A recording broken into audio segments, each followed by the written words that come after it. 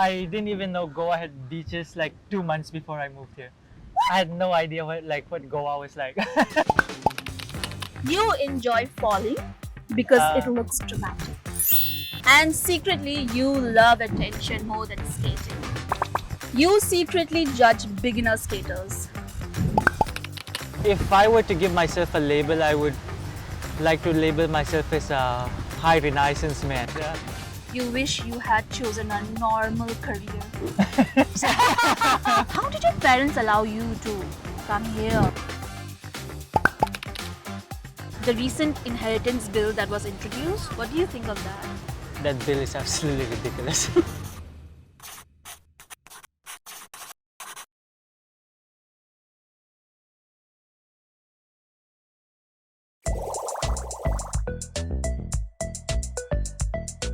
Hello humans of the world, welcome back to another episode of Everyday Ordinary. Today we are meeting a young man from Mizoram who happens to be the rock star of Indian skateboarding. You might not have heard him, but you will today and meet Kima!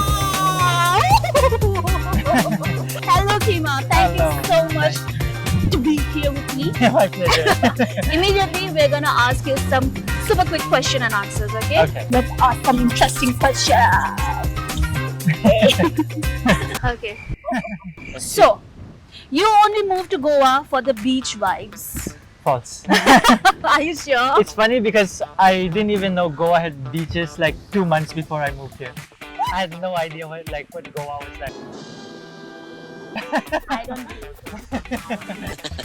You enjoy falling because it looks dramatic. True. Yeah. And secretly, you love attention more than skating. False. I actually hate attention. I usually skate alone. Yeah? Yeah. But he's a great filmmaker and a great writer. You secretly judge beginner skaters. No. No? And you only skate for Instagram content. False. I actually wish I could move away from Instagram content. Huh? Like find a way to sustain skateboarding without having to make videos online. Really? Like if I can just lay really low and just skate for the sake of skating, that's the dream. And sometimes you wish you had chosen a normal career. False. Okay, and you exaggerate stories to seem cooler than you are. Sometimes. I mean, it makes for a better story than I'll exaggerate. You know? Thank you so much for being honest. We will see you again in the next segment. Yes. Ciao, ciao, ciao. All right. So we're back again. Let's ask Kima super serious questions. Okay. You have to answer honestly, Okay. no cheating. Okay. So, you're a skater, writer, filmmaker, and artist. Yeah. What do you identify with the most and why? It's always been a hard question to answer because I don't think I identify with anything. If I were to give myself a label, I would like to label myself as a high renaissance man. You know, like the, you know, the high renaissance era men of like the freaking, what is it, Michelangelo and Yeah, Leonardo. Like Leonardo. you look at them and there's so many professions. You can't really put them in one box. Like there were a lot of different things, and I was really fascinated by that, and like I wanted to be that. So yeah, that's Wow. I would that's what I'm working towards. Standards are very high. So, next question. Yes. Yeah, Yes.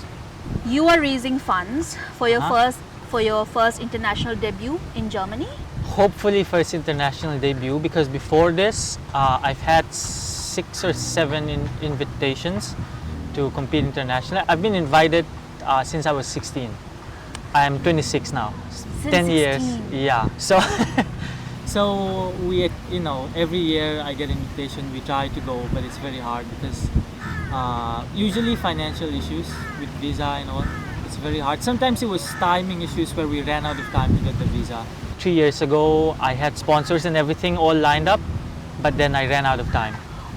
Like I couldn't, like I heard about the contest way too late. Like I got the invitation way too late, and by the time, you know, like I was applying for the visa, it was already time to go, and so I did. So like a lot of different issues have popped up. I've had 7 or 8 invitations, hopefully this time we make it work because we took a step really early. How do you feel about that, missing out, so many times? I think I was really affected 3 years into being invited and not going. The third year I got invited again, I didn't go. I was really affected. I felt like I was really falling behind in life. I was 18. Just funny thinking back. But now I take it as it is. If it comes, it's good. If it's not, I'll just keep doing my best. Yeah. Yeah. According to your fundraiser link, this is your 6th international invitation. Yeah. 5 times because a lot of other issues you couldn't. Yeah. So, do you sometimes wish you were born in a different home, in a different place where opportunities do not just slip by? I used to think about this when I was younger, and yeah, I think when I was like 15 or 16, I did, but not anymore. I don't think. To answer it in a more straightforward manner, I don't really think I wish I was born elsewhere or anything. I think I'm good where I am. Yeah. Cool. And is skating enough to sustain yourself, or do you have other sources of income? It's a very tricky answer.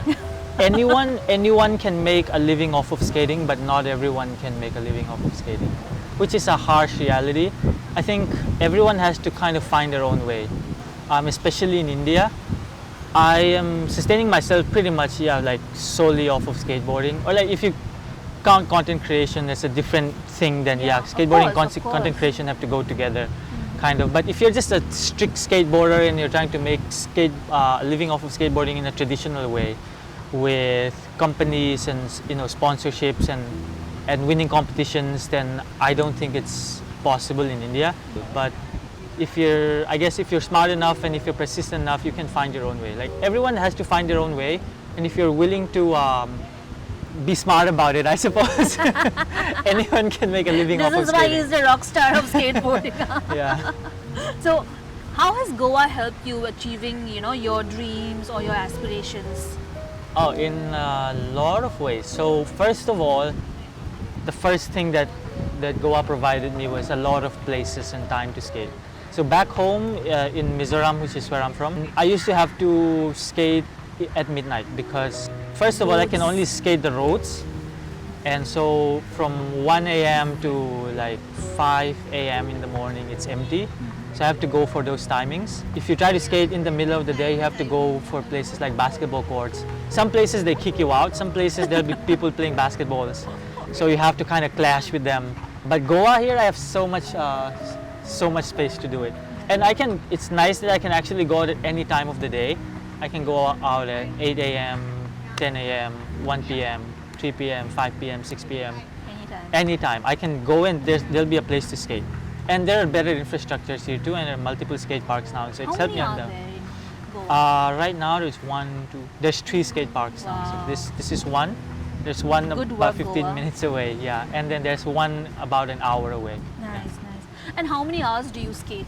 I don't skate as much as I want to these days, mainly because of content creation, which is why I said earlier, if I could skate without having to make content, like that's the dream. Because now that I've involved my skating with making content online and I've made it sustain my life in that way, it's become part passion, part work. And so, on certain days, even though I want to skate a lot, I have to go, and a huge chunk of that skate session has to be filming, and then I have to go back early to edit, and I have to schedule my posts and all that, and I have to write more scripts for my next videos. So a lot of time I have to spend making videos. And so today, if a kid from Mizoram DMs you saying, I want to start skateboarding, what's the first thing you're going to tell them? I would say, sure, go ahead, have fun. But I would not recommend trying to skate for a career, because that's not the point of skating anyways. The reason I've made it a career is because I like skating so much that I don't want to stop doing this. I don't want to go work some job and having to abandon skating. If I can kind of sustain myself through skating, then I can skate and then sustain myself in that way. And so that's the only reason I'm kind of involving work and skateboarding. If I say if I had some source of passive income and I don't have to work at all, I won't do any of this. I'll just skate. I'll just skate for fun every day. Like that's How it. did you get into skateboarding? So there's two sides to this story. My first exposure to skateboarding, aside from like cartoons or like you see them in cartoons every now and then, would be my sister used to have a skateboard. And she used to skate back in like 2004, 2005-ish. Ooh. And when I was 8, one of my friend, his mom was taking him to buy some Hot Wheels to the market. And he came back with a skateboard instead. He said, I changed my mind. It was a really cheap like toy skateboard, but I tried it out and then it was quite fun. So I was like, my sister has an old skateboard in my place. I'll go get it. We can skate together. You know? That's how it started. But I was 8 years old at the time. This was 2008, but I didn't really skate the way I do right now. It wasn't really a passion. It was just like a side thing. You know, like when you're a kid, you do a lot of things. You play hide and seek sometimes. You play tag sometimes. You know, sometimes you play with toys, and then sometimes you skate. So that was how it was. I really started skating, being interested in learning tricks and the culture of skating and all of that when I was 14. So I usually attribute the age of 14 as when I really started skating. And how expensive is it to realistically pursue skating, you know, competitively as a career? Competitively, it's quite expensive, I would say, because skateboards are not that cheap. So like a full set of skateboard will cost you around 6,500. If you're skating casually and if you're doing it for fun, it can last long. But if you're skating competitively, where you're skating 5 hours a day and you're jumping down sets of stairs, you're grinding and sliding everything, the board doesn't last that long. So you have to replace it. It's quite expensive, I would say, which is mostly why I won't recommend, especially in India, to try to be a competitive skater, like a competition skater, because there's hardly any money to win off of those, and you have to travel, and so you travel and you spend all of that on plane tickets, and you don't win the contest. Now you lost a lot of money, you know. So yeah, that's how it was. Yeah, so now we find skating in Olympics as well, right? Yeah. So do you think that gives kids from places like in Mizoram, you know, something to dream about? This can give me an Olympic medal kind of thing. I suppose in that way it's a good thing. Skating is becoming more popular, and the fact that it's in the Olympics is making, say, government bodies to be more involved in skating and like investing money to skateboarding infrastructure. So it's positive in that way. Although I personally don't like the idea of skateboarding being in the Olympics, and this is like a controversial opinion to have. I just don't think skateboarding being narrowed down into a sport is the right way to go about skateboarding. But I don't think skateboarding being in the Olympics is a bad thing. I think it's actually a good thing, but that's not something that I'm personally interested in because I don't really see skateboarding as a sport. Some deep philosophy working here. Yeah. Because like the moment you like competitions, for example, it never makes sense. Even though I take part in competitions all the time, it never makes sense to see skateboarding competitions because you have judges. Yeah. And skateboarding is such an abstract and subjective thing, right? So I can do this thing called a kickflip, and you can get 5 other people to do the kickflip, and they will all look different. So like, how do you judge that? You know, like you can't judge like certain, like say person 2's kickflip looks nicer to me, but person 1's kickflip looks nicer to you. We're both judges, so how do we judge which looks nicer? It's very subjective, and so it's very hard to kind of. It doesn't make sense for me to put it's skateboarding. like art. Yeah, basically. So, if you could rebuild the Indian skateboard ecosystem from the scratch, if you had that opportunity, if you had the power, what's the first thing you would do, you would create? If you had the power and the money and everything. I'm not sure if I have the intelligence to answer that properly. But I think, first things first, a space for skaters to skate can never go wrong. So maybe I'll start with that. Good spaces for skaters to skate everywhere for free. Yeah. If you are waiting for permission, dash. I don't know. I don't know how to answer this one. If you're waiting for permission, You can take some time. You can take a minute or two. I don't know the answer to this one. I'll just pass. When you skate, Mm-hmm. do you think like a filmmaker? So sometimes yes, sometimes I skate with music, and then I'm imagining this. This music would go so nice if I do this trick and I film it from this angle with this so music, you know. Which one do you like more? Going without the cameras. So if you made a film about Mizoram, what has to be definitely 100% there? Like you cannot absolutely not, not use it or not add it. I've actually been thinking a lot about this, like making a Mizo. I've been watching a lot of Tarantino films recently. Really? I really like the way he writes, and I think the way he writes is exactly what's missing in Mizo films. Because Mizo film dialogues are, truth be told, really bad. All of the dialogue is there to inform the audience. It's not natural within the characters. So that's why, like, if I were to make a Mizo film, one thing I would get right is to get the conversations right. I would express the characters through the conversations rather than the conversations solely being to inform the audience, which feels very spoon-fed and like it makes the audience feel stupid, which I don't like. So I would get a bunch of guys with good chemistry, and I'd watch them interact, and from how they're interacting, I'll probably write the script. Yeah.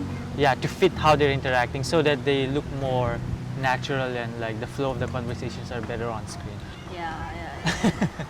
I think it's kind of similar to Manipur also. It's very dialogue based, very heavily, based on that. Yeah. So kind of agree with you there. What kind of stories? Because you love filmmaking, I'm asking these questions. Yeah. So what kind of stories from the Northeast do you think are missing on the screen? What kind of stories are missing out? You don't see in the big conversation of the film industry. What kind of stories would you like to come out from the Northeast? I think I'd like to see a very realistic depiction of a very real problem within the society. Be it, say, I guess it's not like a really nice thing to say, but say something like, I don't know, some kind of, say, substance abuse problems, which is, like, I've seen it personally myself, a lot of, first-hand substance abuse problems in families, and I'd like to see stories like that bring to light, but with good dialogues, in a really authentic way. Yeah. I feel that's one example, but anything that's like a deeply rooted problem to the society brought to life in a very authentic way, I would like to see something like that. Usually you see like a lot of either comedy or like thriller kind of drama action, which I'm not too interested in. I'd like to see something like More human. yeah. More human. Would you rather make a skate film that wins awards, or one that the skaters respect, or rather win an Olympic? I think that the skaters respect, because as a skater you want to make, because if it's something that the skater respect, I as a skater will probably also really like the film. So what matter, like, I don't think anything matters more than making a film that you really like and that's something that you're really proud of, all of the Olympic gold medals or the ones that wins an award and all of this, if you really think about it, you think about awards as like, oh, it's going to be like in the future people are going to remember this, but if it's not really doing anything for you, like if it's not fulfilling anything for you personally, I don't think it really matters. Oh my god, such deep answers always. So, how did your parents allow you to come here so far? Yeah, so my mom has been really supportive from the start. My dad has always been the one that's more concerned about because skateboarding is obviously a very dangerous thing to do, especially when I was 14, rolling down roads where there are lots of vehicles.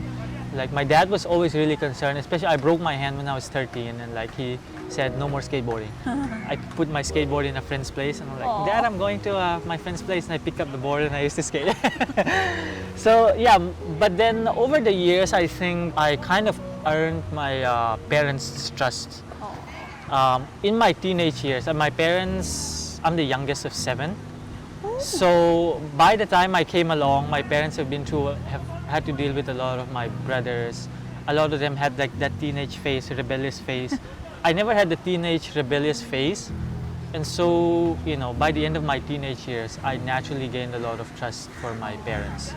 So they just kind of let me, and also the fact that when I was 16, I had already been invited to the World Championships, and I went to Pune. I did like a tour in Maharashtra, freestyle demo in Maharashtra. And so all of that had already happened by the time I was 16, and I never did anything that they would be concerned about. Like I never did anything stupid. Oh, you were the good boy. So kind of. So The good boy yeah. of the family. So when I said I'm gonna move to Goa, and they just kind of asked me a few questions, why, what are you gonna do? And I gave them a coherent answer, and they say, okay. You make it sound so easy. It just happened so smoothly. Did it? Yeah, it did happen really smooth. Wow. Good for you. Good for you. So, my last Shout out question. to my parents. Yeah. Shout out, man. Last question. Yes. Okay. Now, as a Mizo, I had to ask this. Okay, I had to ask this. As a Mizo, what's your thought regarding the recent inheritance bill that was introduced? Inheritance bill that bans polygamy, but also it strips of women their identity. Yeah. Their identity. Yeah. Like they stop being a Mizo if they marry outside the community. What do you think of that? Normally, I would stay away from political views, but I think I would say to this one, I think that bill is absolutely ridiculous. I just think it's ridiculous to strip someone of their core identity because of who they married. I just think that's plain. It's not like intermarrying is a new thing that just came out yesterday. It's been throughout history. So why would you? And like people have always done it and like shared cultures in that way, and it's stupid to kind of try to. I think it's stupid to strip someone's identity because of anything, and the fact that it's targeted towards women so heavily, I don't think it's right. Yeah. It also doesn't make sense to me. Yeah. That's it. That's it. That's it from us. Okay. Yeah. So we are here. Thank you so much. Thank you so Thank much, you. Keema, It's been for a such pleasure. beautiful answers. And I have a small gift for you. Okay. So this is products from Manipur-based brand, and they are all natural product. This is naturally dyed Nice. scarf. Really super amazing. I love the product. And you have laddus, you have pickle, you have hair Damn. wash, you have candies, everything. Bamboo Okay. shoot pickle. Yes. Wow. And this is all from Manipur. Nice. I've Okay. never tried anything Manipur, so this is really exciting for me. I've never been there. Shout out to Everyday Ordinary, and thank you for this really nice. This is a really nice basket, by the way. Do I get to keep the basket? Of course. Yeah. Follow Everyday Ordinary. Watch all of their content. It's really nice. They're interviewing northeastern people that are doing well outside the northeast, and so yeah. I hope you do well in your journey Thank forward. you so much, Keema. Thank you. And now he's gonna do some stunts for us.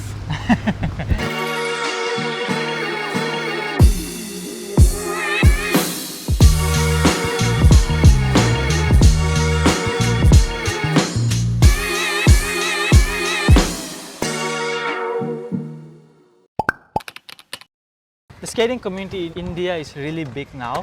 It's grown really big. 10 years ago, 12 years ago when I started, there were probably a couple of dozens of skaters in the entire country. Everyone used to know each other because there were so few skaters. But in terms of how passionate the skaters are, within the last 10 years, it's grown a lot. There are so many skaters now. If you start a competition here, lots of skaters from all over the country will show up. So it's like that now. And like there are a few skaters I feel, like some of my friends, I feel like they're starting to get up there to the point where like they have a chance at international competitions and whatnot. So yeah, it's going really good with the community, I would say.